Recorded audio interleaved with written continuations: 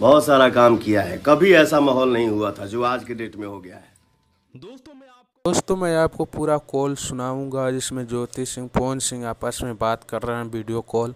आपको बता दूं कल आरा फैमिली कोर्ट में ज्योति सिंह भी पहुंची थी, सुपरस्टार पवन सिंह भी पहुंचे थे, जहां पर जज महोदय ने अपने चैम्बर में बैठा के समझाने की कोशिश की कि तलाक अच्छी चीज़ नहीं है, आप लोग एक बार फिर से विचार करें, उसके बाद तलाक लेने की फैसला करें। जिसके बाद यहाँ पे पवन सिंह और ज्योति सिंह ने एक दूसरे से वीडियो कॉल बात किए, तो यहाँ पे साफ हो चुका है कहीं ना कहीं अभी भी पवन सिंह और ज्योति सिंह साथ में रहना चाहते हैं। आपको एक बात बता दूं, पवन सिंह हो सकता है ये बात मानने के लिए तैयार न हो कि वो तलाक नहीं लेंगे, क्योंकि इतना रिपुटेशन गिरने के बाद शायद पवन सिंह तो तलाक ही लेंगे, क्योंकि ज्योति सिंह उनके ऊपर इतना गंदे गंदे आरोप लगा दी हैं।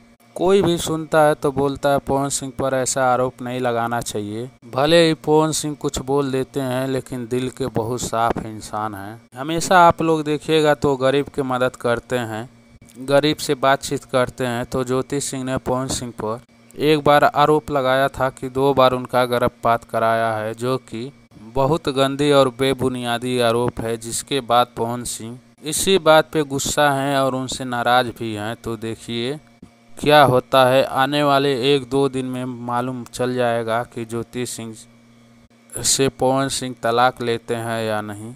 मगर कोर्ट में ऐसे ऐसे बातें सामने आई है जो सभी को चौंका के रख दी है और पवन सिंह के लिए बहुत दुख की घड़ी है। और जितने पवन सिंह के फैन हैं तो उनका सपोर्ट करना चाहिए। तो इस वीडियो को लाइक करके अपने दोस्त में शेयर कर देना चाहिए। तो वीडियो को शेयर करके चैनल को सब्सक्राइब कर देना। और जो भाई लोग सऊदी आना चाहते हैं, सऊदी के विषय में जानकारी लेना चाहते हैं, तो हमारे चैनल पे भाई का लिंक है, तो वहाँ पे जाके वीडियो देखिए, जानकारी लेके तो सऊदी आइए।